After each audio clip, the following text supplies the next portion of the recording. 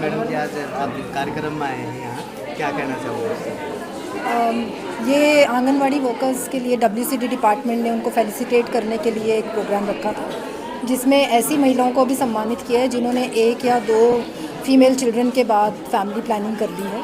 तो बहुत अच्छा लगा देखकर कि नारी आज हमारी अवेयर हो रही है, अपने राइट्स के प्रति जागरूक हो रही है और इस तरह से उनको सम्मानित किया जा रहा है। बहुत अच्छा स्टेप है डब्ल्यूसीडी द्वारा और आई रियली अप्रिशिएट। और यही कहना चाहूँगी कि जब तक नारी अपने लिए एक अपनी जगह सोसाइटी में नहीं बनाएगी तब तक सोसाइटी का उत्थान नहीं हो पाएगा।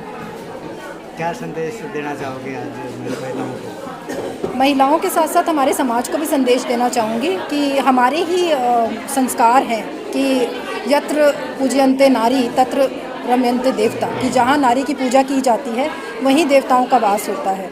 तो अगर हर घर चाहता है कि खुशहाली हो, समृद्धि हो, तो लक्ष्मी की पूजा करने से पहले अपने घर की लक्ष्मी की पूजा करें और अपने घर की सरस्वती को वो जगह दें जो आप देवियों को अपने मंदिरों में देते हैं।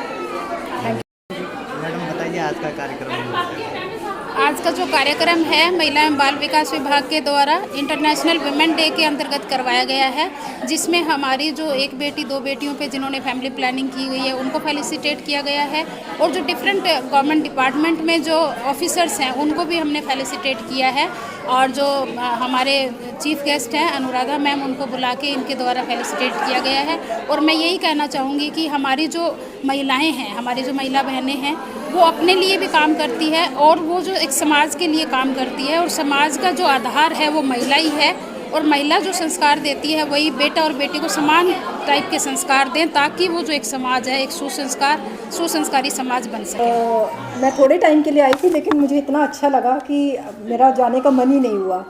इतनी अच्छी स्टोरीज़ और पता नहीं दर्शना मैम ने ये अब मेरे जाते जाते कहाँ से ऐसे ऐसे हीरे ढूंढ लिए 3 साल मैं रही तो मेरी नई मुलाकात हुई इन लोगों से। खासकर I am really amazed and I really appreciate Manisha Deepa ma'am and चिंतन शेर मैम। मेरे को ऐसे लोगों को मिलकर देखकर बहुत अच्छा लगा।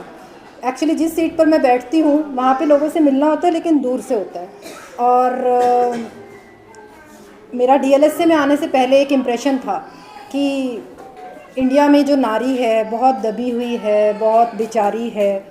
पर मैं आपको सच बताऊं, डीएलएसए में आने के बाद मेरा वो इम्प्रेशन चेंज हो गया क्योंकि मेरे को लोग कहते हैं कि मैडम आपके जैसी एम्पावर्ड वुमन। अरे मैं कहती हूँ इंडिया में आपको घर घर में एम्पावर्ड वुमन मिलेगी।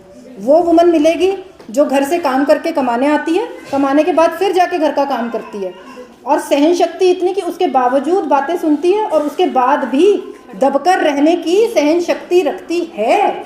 आप जो आदमी 4 पैसे घर में कमा कर लाता है उससे कहकर देखिए एक बार कि 1 गिलास पानी दे दे, नहीं दे सकता ना।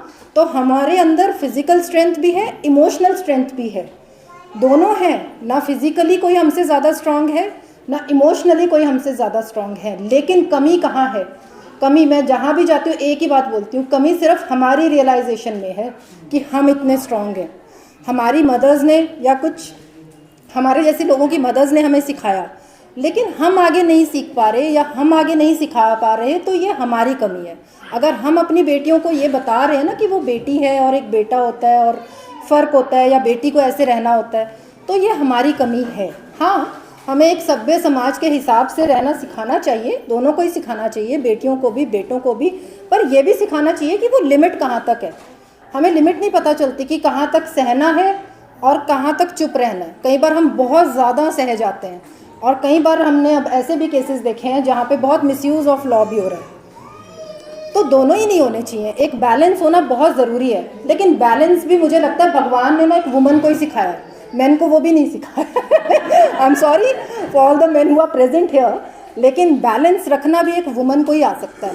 और देखिए हमने इस प्रोग्राम से आज क्या सीखा, चाहे वो किसी नारी की दुखद कहानी थी, चाहे वो मैडम अंजू जैसी किसी सुखद नारी की कहानी थी, हमने एक ही चीज़ सीखी कि नारी के साथ जब तक नारी रहेगी वो डेफिनेशन चेंज कर देगी। अगर आपकी मदर इन लॉ आपके साथ है डेफिनेशन चेंज हो जाएगी। अगर आपकी मदर इन लॉ आपके अगेंस्ट है, अगर आपकी मदर आपके साथ है डेफिनेशन चेंज, अगर अगेंस्ट है चेंज। तो कहाँ पे चेंज है? एक नारी को सपोर्ट नहीं कर रही, वहाँ पे चेंज है। चेंज कहाँ पे है? सिर्फ इतना ही फ़र्क है, सिर्फ इतना ही फ़र्क है, ठीक है। और वही वाली बात कि एप्रिसिएशन की ज़रूरत, वो एप्रिसिएशन पहले हम खुद को दें, खुद, उसके बाद दूसरे हमें देंगे। प्रॉब्लम ये है कि हम खुद की ही खुद वैल्यू नहीं करते। हम सोचते हैं कि ये नॉर्मल है कि अगर मुझे घर जाके खाना बनाना है, या नॉर्मल है कि अगर मुझे किसी छोटी सी बात के लिए डांट दिया गया, या नॉर्मल है अगर मैं अपनी ज़रूरतों का सेक्रीफाइस कर दूँ अपनी फैमिली के लिए। लेकिन यहीं से तो ऊपर उठने, ये नॉर्मल नहीं है। अगर ये नॉर्मल आपके हस्बैंड के लिए नॉर्मल नहीं है, आपके बच्चों के लिए नॉर्मल नहीं है, तो प्लीज़ मानिए ये आपके लिए भी नॉर्मल नहीं है। कोई ज़रूरत नहीं है। सेक्रीफाइस है वुमन का नाम, लेकिन उस सेक्रीफाइस को अप्रिशिएट करे कोई। आप खुद करें पहले, आप खुद करें पहले, तभी दूसरे करेंगे। तो सबसे पहले कहाँ पे ज़रूरत है? सबसे पहले ज़रूरत है खुद रियलाइज़ करने की कि हम क्या हैं। हम कमा कर जा रहे हैं, हम कोई कम नहीं है। और प्रोफेशनल और पर्सनल एक्सपीरियंसेस यहाँ बहुत शेयर हुए, मेरे भी हैं। लेकिन एक छोटा सा एक्सपीरियंस शेयर करना चाहूँगी कि जब मेरी दूसरी बेटी हुई थी तो मेरी खुद की नानी बहुत परेशान हो गई और नानी के घर गई तो वो तो परेशान ही थी, उनकी 2-4 सहेलियाँ और आ गई, वो भी बड़ा दुख जता रही थी कि अरे अरे बेचारी की दूसरी बेटी हो गई और ये हो गया वो हो गया। तो उनमें से मैंने एक को कहा कि नानी जी आपके कितने बेटे हैं? उन्होंने कहा 3।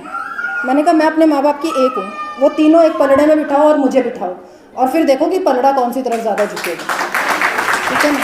और अगर आपका पलड़ा ज़्यादा झुक गया तीनों बेटों वाला, तो मैं तीसरा बेटा पैदा करूँगी, ये मैं आपको लिख कर देती हूँ ठीक है। तो इस तरह की ये जो छोटी छोटी कहानियाँ हैं ना, ये सबके साथ हैं, हो रही हैं, आगे भी होंगी। लेकिन फ़र्क सिर्फ वहाँ आएगा जब हम खुद रियलाइज़ करेंगे कि हम क्या हैं।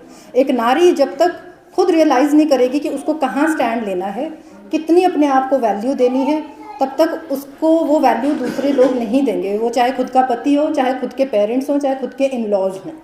तो किस्से और कहानियाँ सबके साथ होते हैं, होते रहेंगे, लेकिन उन किस्से और कहानियों से हम सीख कर आगे बढ़ें और अपने आप को वैल्यू दें। आई थिंक इस छोटे से प्रोग्राम का यही मकसद है।